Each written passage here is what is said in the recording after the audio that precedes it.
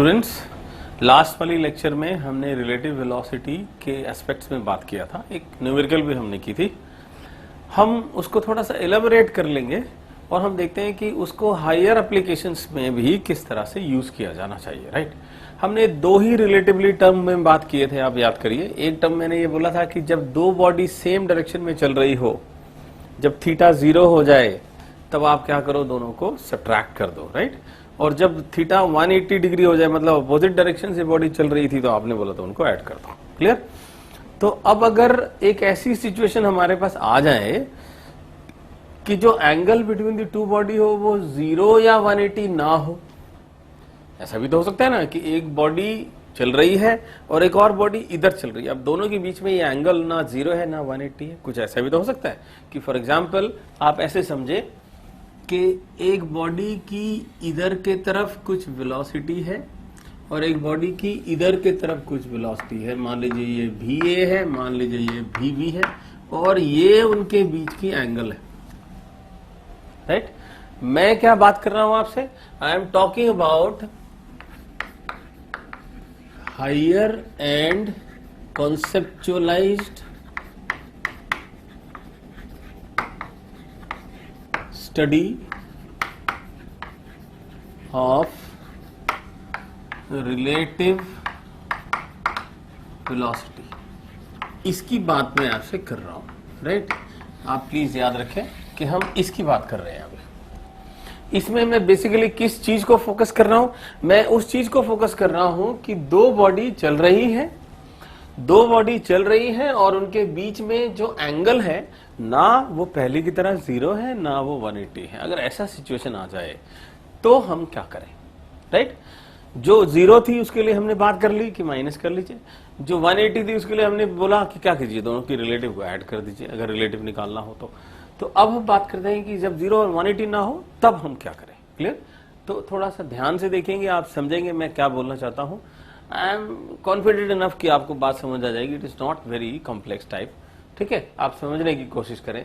मान लीजिए requirement is to find relative velocity of A with respect to B। ये हमारी रिक्वायरमेंट है। हमें निकालना है A की रिलेटिव वेलोसिटी B के रेस्पेक्ट में। राइट, तो हम क्या करें?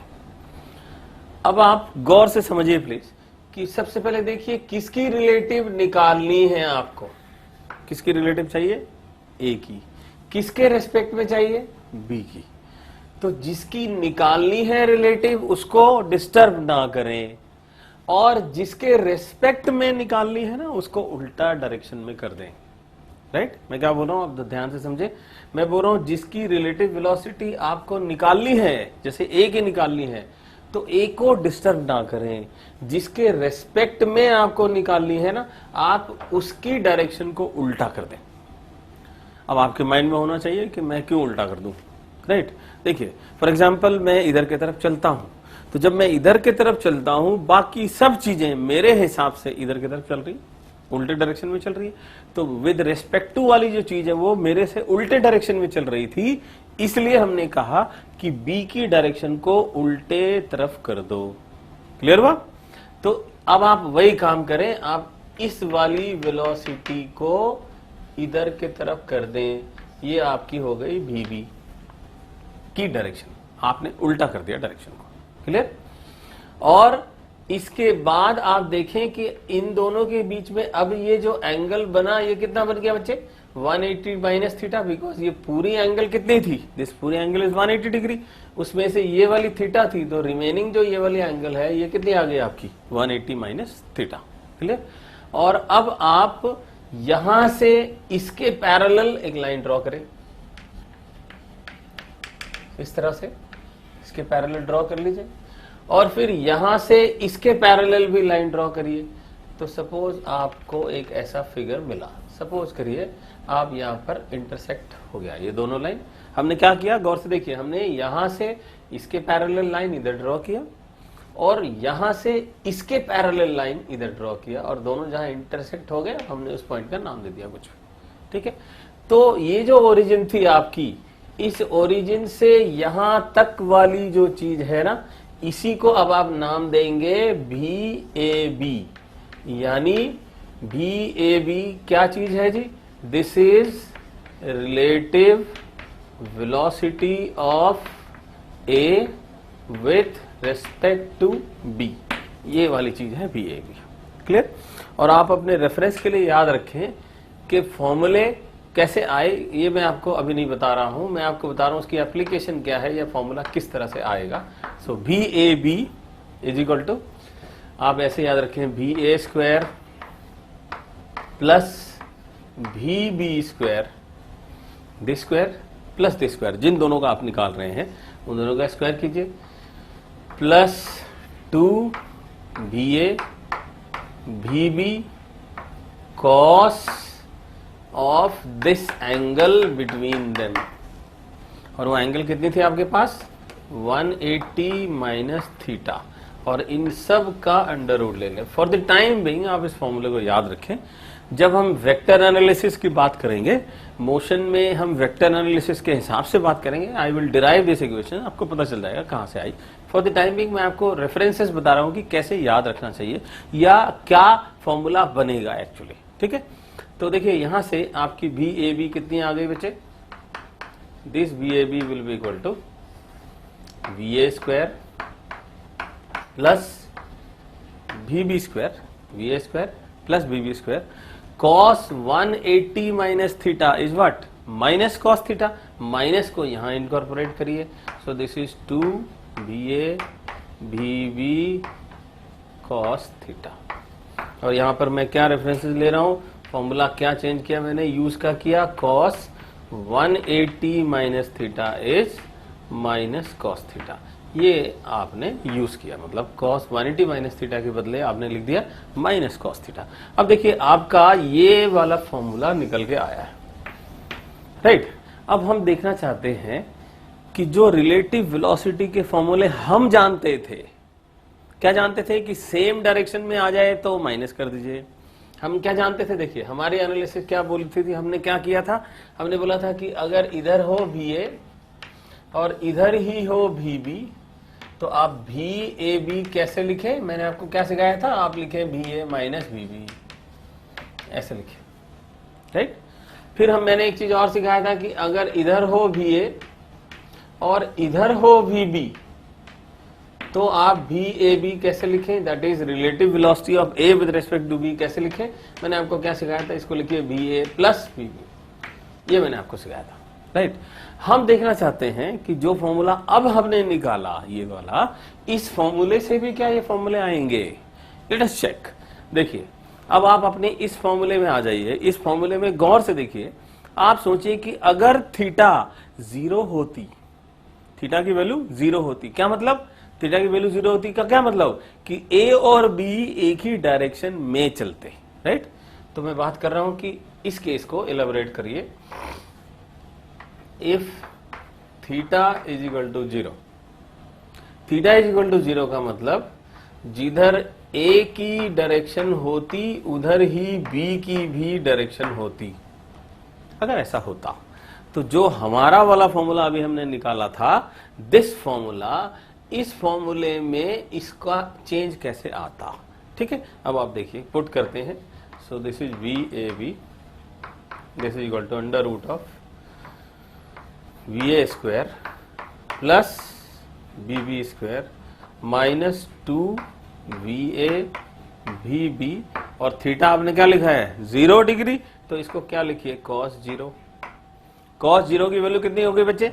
1। तो जब cos 0 की वैल्यू 1 हो गई तो ये चीज कितनी हो गई आपकी? This becomes VA square plus VB square minus 2VA VB। आप चेक कीजिए, this is A square plus B square minus 2AB, that means this becomes what?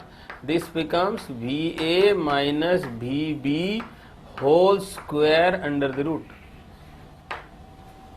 And whole under the root में से स्क्वायर कैंसिल करिए, क्या आ गया आपका? B A minus B B. Check कीजिए, वही फॉर्मूला आ गया जो आप जानते थे। क्लियर हुआ? चेक करिए। अभी हमने क्या निकाला, हमारे अपने वाले फॉर्मूले से हमने निकाला कि अगर हम थीटा को 0 कर देते तो फिर हमारा आंसर क्या आता, B A minus B B. और हमने यही तो पढ़ा था कि अगर सेम डायरेक्शन में हो जाए ये तो वेलोसिटी क्या लिख दो, रिलेटिव वाली, B A minus B B. Clear है? अब थोड़ा सा और देखिए कि अगर हम अपने में थोड़ा सा आप चेक करिए, हमारा फॉर्मूला ये था बेसिकली, ये हमने निकाला था। इस फॉर्मूले में थीटा को हमने 0 किया। थीटा को 0 किया मतलब ए और बी की डायरेक्शन को सेम एज्यूम किया, और सेम एज्यूम करके हमने जो रिजल्ट निकाली वो रिजल्ट वही आ गई जो हमने इनिशियल क्लास में लर्न की थी कि अगर सेम डायरेक्शन में हो तो B A minus B B आएगी। ठीक है, अब हम देखते हैं कि अगर अपोजिट डायरेक्शन में होती तो क्या होता। आइए नाउ केस 2 की बात कर लीजिए कि अगर थीटा होता 180 डिग्री। थीटा 180 का क्या मतलब? थीटा 180 का मतलब कि अगर इधर भी ए होता और इधर भी बी होता तो इनके बीच में एंगल क्या होता, 180 डिग्री का। राइट? तो अपने वाले फॉर्मूले में हम इसको भी पुट करके देखते हैं कि बी ए बी देयरफॉर क्या हो जाता, under root of B A square plus B B square minus 2 B A B B cos theta. और थीटा के बदले में अब क्या लिखते हैं हम, ये वाली चीज कितना होता है, ये 180 डिग्री। और आप क्या जानते हैं कि cos 180 degree is equal to -1, this is we know. तो अगर cos 180 डिग्री आप -1 जानते हैं तो इसको इधर सब्स्टिट्यूट कर दीजिए, तो तब आपकी ये बी ए बी क्या आ जाएगी, चेक करिए। This is again now B A square plus B B square, cos 180 is -1, minus into minus becomes plus, तो ये हो जाती कितनी, 2 B A B B. That is, ये कितनी होगी बच्चे, गौर से देखिए, this is B A plus B B whole square under the root A square plus B square plus 2ab, that is a plus B whole square under the root. Solve करिए, कितना आ गया, va प्लस bp। ये आपकी तब की बात हो गई जब आपने बोला कि दो बॉडी के बीच में डायरेक्शन कितनी थी, एंगल कितनी थी, 180 डिग्री। क्लियर? एक बार आप समझें, इसका मतलब ये हुआ कि जो फॉर्मूले मैंने आपको प्रीवियस क्लास में दिए थे, दरअसल वो फॉर्मूले नहीं थे, वो तो स्पेशल केस थी कि जब थीटा 0 होती तो क्या होता, जब थीटा 180 होती तो क्या होता। ठीक है? और अगर थीटा 90 डिग्री हो जाती मान लीजिए, वो कैसे किया जाए, आइए उसको भी देखते हैं। अगर हम कहें कि इफ थीटा इज 90 डिग्री, देखिए थीटा 90 डिग्री का क्या मतलब, थीटा 90 डिग्री का ये मतलब कि अगर इधर होता भी ए और इधर होता भी बी, अगर ऐसा केस होता और दोनों के बीच में 90 डिग्री का एंगल बनता, तब हम क्या करते, तो हमारा फॉर्मूला फिर से लगाइए, तो B A B is equal to under root of B A square plus B B square minus 2 B A B B cos theta, and theta is 90 degree. Right? तो cos 90 is 0. This we know cos 90 is how much? We know cos 90 degree is equal to 0. तो ये वाला part आपका क्या हो जाता बच्चे, 0 हो जाता। तो आप देखिए आपके पास क्या बच जाता रिमेनिंग, तो वी ए बी बच जाता under root of V A square plus V B square. इसका मतलब ये हुआ कि फॉर्मूला हम अपना सिर्फ एक ही याद रखेंगे और उसी फॉर्मूले में हम थीटा की अलग अलग वैल्यू को सब्स्टिट्यूट करेंगे और फॉर्मूले नए आते जाएंगे। हमें याद नहीं रखना है कि सेम डायरेक्शन में माइनस करें, अपोजिट में प्लस करें, 90 में क्या करें, ऐसा कुछ मत याद रखिए। आप सिर्फ ये याद रखें कि ओरिजिनल फॉर्मूला क्या थी और उस फॉर्मूले के हिसाब से थीटा को चेंज करते जाइए, आपकी नई नई चीजें आती जाएगी। क्लियरली? ठीक है? अब इसको यूज कैसे किया जाना चाहिए थोड़ा सा हम देखते हैं। आइए, ये मैं रब आउट कर देता हूं। राइट? एक बार जस्ट गो थ्रू करिए so that you are feeling comfortable. Don't hesitate that you are lagging anywhere in between. जो भी चीज आपको डिफिकल्टी लग रही है, you try to concentrate. I hope you will come to know कि वो चीज क्या है। राइट? आइए अब देखें, मान लेते हैं, सपोजिंग हम ऐसे माने कि मान लीजिए ये एक ग्राउंड है, लेट अस से this is a ground, this is ground, okay. अब हम कह रहे हैं इस ग्राउंड में एक ग्राउंड हमने बनाई इस तरह की, और हम कह रहे हैं कि जो ए है वो सपोज इधर की तरफ जा रहा है, राइट। ये किसी एंगल को बना के जा रहा है, मान लीजिए ये एंगल है थीटा, ठीक है। और बी जो है वो इधर की तरफ जा रहा है, this is V B, B is going perpendicular to this, okay. ये केस ले रहे हैं आप, और इन दोनों के बीच में ये डिस्टेंस मान लीजिए डी है, ये आपको गिवन है, ठीक है। अगर मैं अब आपसे पूछूं कि relative velocity of A with respect to B क्या होगी या B with respect to A क्या होगी, तो कैसे निकाला जाना चाहिए, राइट। तो उसके लिए अब आप देखेंगे कि आप किसी एक एक्सिस को रेफरेंस मान लीजिए आपने बोला कि ये वाली एक्सिस y मैंने प्लॉट कर दी और ये वाली एक्सिस x मैंने प्लॉट कर दी, ये आपने प्लॉट कर दिया, ठीक है। तो ये हमारे रेफरेंसेस हो गए, राइट। तो अब हम क्या करेंगे, हम ये देखेंगे कि जो भी चीज इन दोनों में से किसी भी एक्सिस में नहीं है उसको इन दोनों में से किसी एक्सिस में लाया जाए, क्लियर। तो कैसे लाएंगे, उसके लिए क्या किया जाना चाहिए, आप गौर से देखें कि फॉर एग्जांपल मान लीजिए ये हमारी ओरिजिन होती, ये हमारा y एक्सिस होता और ये हमारा x एक्सिस होता, ओके। सपोज करिए एक चीज, एक वेक्टर इधर के तरफ होती, सपोज भी ए होता, मान लीजिए ये वाला एंगल थीटा होता, ओके। तो अगर इस भी ए को मैं एक्स एक्सिस में लाना चाहता हूं, राइट, तो कैसे करूं, यहां से एक परपेंडिकुलर ड्रॉ करूं यहां से, और ये परपेंडिकुलर लाइन के ऊपर ड्रॉ कर दूं इस तरह से, ठीक है। क्लियरली दिखना चाहिए आपको। तो ये जो चीज है ये इस राइट ट्रायंगल का ये क्या हो गया, हाइपोटेनियस हो गया, यानी हाइपोटेनियस एज भी ए, ये आपको गिवन है, ओके, इसकी मैग्नीट्यूड। और आपको ये बेस में लाना है, मतलब इसको आप इधर लाना चाहते हो, यहां पे लाना चाहते हो बेस में, तो ये वाली चीज हमारी ट्रायंगल की क्या हो गई, बेस बी, ठीक है। अगर आप ट्रिग्नोमेट्री फंक्शन समझते हैं तो आप सोच के देखिए, कॉस थीटा को क्या लिखते हो आप, कॉस थीटा बाय कन्वेंशन लिखते हो बेस अपॉन हाइपोटेनियस, ये लिखते हो, राइट।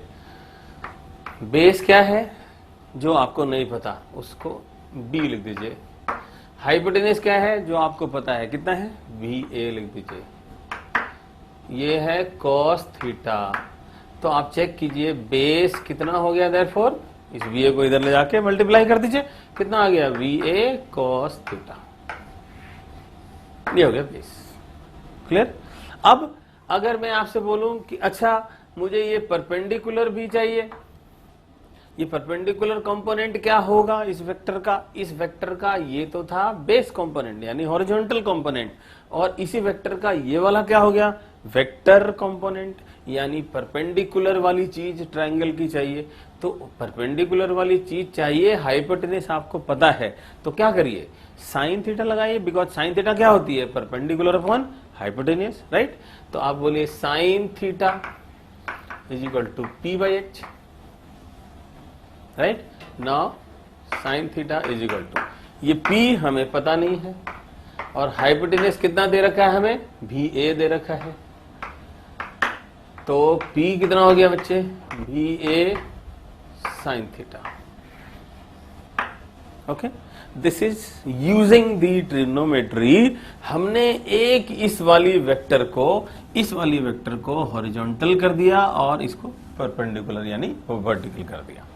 अब बच्चों को कई बार इसमें दिक्कत होती है, बच्चे कहते हैं सर हमें थीटा याद नहीं रहता कि cos theta base by hypotenuse होगा या परपेंडिकुलर बाय हाइपोटेनस होगा साइन थीटा। तो मैं आपको एक छोटा तरीका और बता देता हूं, लेकिन ये कॉन्सेप्चुअलाइज फंडामेंटल तरीका था जिससे आप परपेंडिकुलर कंपोनेंट या बेस कंपोनेंट निकाल सकते थे, राइट।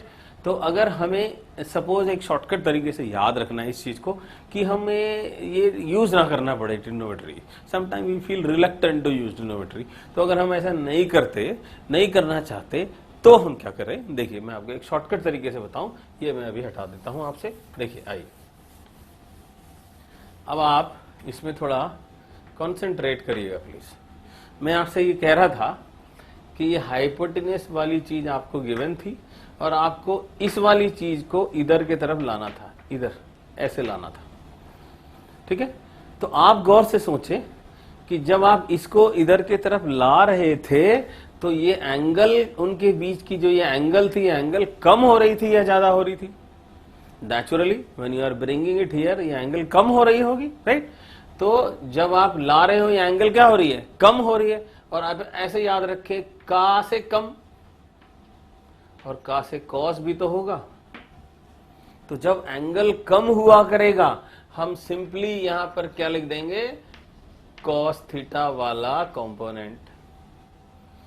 और जब आप इसको इधर के तरफ ले जा रहे होंगे, सोच के देखिए, जब आप इधर की तरफ जाएंगे तो आप कहां पर पहुंचेंगे? आप यहां पर पहुंचेंगे। तो ये वाली चीज अब कितनी हो जाएगी? वो कैसे पता करेंगे? जब हम इधर जा रहे थे अब ये एंगल कम हो रही थी या ज्यादा हो रही है? चेक करिए। When you are going here, ये एंगल है आपकी, तो जब आप इधर जा रहे हैं एंगल देखिए बढ़ रही है। तो जब एंगल बढ़ जाए तो क्या लिखिए? साइन। जब एंगल कम हो जाए तो क्या लिखिए? Cos, right. तो इस वाली कंपोनेंट को आप क्या लिख दीजिए? बी ए साइन थीटा। इसको हम लोग कहते हैं perpendicular components of A vector, right. हम फिलहाल आपको बस ये समझाना चाहते हैं कि क्यों इस वेक्टर का इधर कॉस थीटा या क्यों इस वेक्टर का इधर साइन थीटा, वो ट्रिग्नोमेट्री एस्पेक्ट है। एक कॉन्सेप्चुअलाइज तरीका क्या है, छोटे तरीके से कैसे याद रखें कि जिस वेक्टर को आप इधर ला रहे हैं अगर एंगल कम हो तो कॉस लिख दीजिए, अगर एंगल ज्यादा हो जाए तो साइन लिख दीजिए। फॉर एग्जाम्पल आप उसको और एक अच्छी तरीके से देखिए कि मान लीजिए ये एक एक्स वाई कॉम्पोनेंट होता और मान लीजिए ये एक वेक्टर होता, मान लीजिए 5 यूनिट होता, और मान लीजिए ये वाला एंगल 60 डिग्री होता। अब मैं आपसे पूछता, बच्चे बताइए ये वाला कितना होगा, ये वाला कितना होगा? तो आप क्या बोलते? आप थोड़ा गौर से देखें, इस वाली को आप इधर लाते ना, तो जब आप इधर लाते आप गौर से देखिए ये वाला एंगल ज्यादा होता कि कम होता? जब आप इधर आते ये एंगल बढ़ जाता। तो मैंने क्या बोला था, जब बढ़ जाए तो क्या लो? साइन। जब घटने लगे तो क्या लो? कॉस। तो जब आप इधर की तरफ आ रहे थे तो आपने क्या लिखा? 5 साइन 60,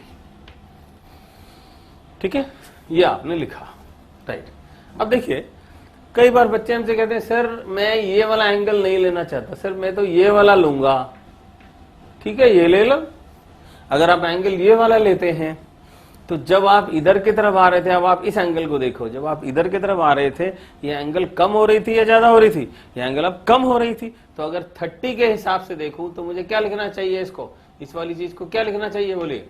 इसको लिखे हम 5 cos 30। और आप गौर से सोचे कि साइन 60 कितनी होती है? √3/2 होती है ना। तो साइन 60 इज √3/2 और cos 30 कितनी होती है? वो भी तो उतनी होती है, √3/2। तो मर्जी है आपकी, आप कौन सा एंगल लेना चाहते हैं। पर आप इतना बस याद रखिए कि जिस एंगल को आप देख रहे हैं अगर वो कम हुआ करे तो cos लगाइए, अगर वो ज्यादा हुआ करे तो साइन लगाइए, राइट। तो इसको यूटिलाइज करके अगर हम एक क्वेश्चन करना चाहते हैं मान लीजिए, तो कैसे करते, क्या यूज करते? आइए देखिए, आइए अब हमारा क्वेश्चन बेसिकली हम इसी को रखते हैं, ठीक है। अब अगर मैं आपसे बोलूं कि मुझे इस फिगर में, इसी फिगर में relative velocity of B with respect to A ये चाहिए, relative velocity of B with respect to A अगर चाहिए तो क्या किया जाए? थोड़ा गौर से देखिए। किसकी निकालनी है रिलेटिव वेलोसिटी? बी की, उसको मत छेड़िए। किसके रेस्पेक्ट में निकालनी है? ए के रिस्पेक्ट में निकालनी है। तो हम क्या करें कि क्योंकि बी को रेफरेंस लेना पड़ेगा, क्योंकि उसकी निकालनी है ना रिलेटिव वेलोसिटी, तो आप ए को बी के डायरेक्शन में ले जाने की कोशिश करें। कैसे ले जाएंगे? देखिए, इस बी को यहीं रहने दीजिए, इस ए को इधर लाइए, इधर ले जाइए। बताइए, तो जब आप इधर इसको ले जाएंगे तो ये वाले एंगल क्या होगी? बढ़ रही है ना। तो मैंने अभी आपको सिखाया कि अगर बढ़ रही है तो आप क्या करो? साइन लगाओ, राइट। तो अब आप देखिए कि अगर ये इसको आपने अभी VB लिखा था और इसी VB के डायरेक्शन में ये भी VA साइन थीटा है, नजर आ रहा है आपको, तो हम बोलेंगे कि इस डायरेक्शन में, in the direction of B, right, in the direction of B, VBA यानी relative velocity of B with respect to A, अगर ये मुझे निकालना है तो आप क्या करें? आप बोलेंगे VB माइनस, इन दोनों को देखना है आपको, अब इन दोनों को, ये दोनों सेम डायरेक्शन में है, क्योंकि दोनों सेम डायरेक्शन में है तो आप क्या बोलते हो? सब्ट्रैक्ट कर दो, तो VB minus VA sine theta, ये अब आपकी relative velocity of B with respect to A आ गई in the direction of B। Clear?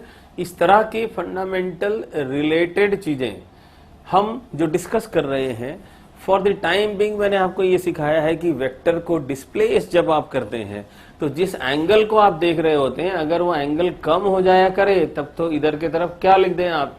इधर की तरफ लिख दें कॉस। और अगर ये एंगल इधर की तरफ मतलब वेक्टर को इधर की तरफ ले जा रहे हैं और थीटा बढ़ रही है, तब आप क्या लिखें? साइन।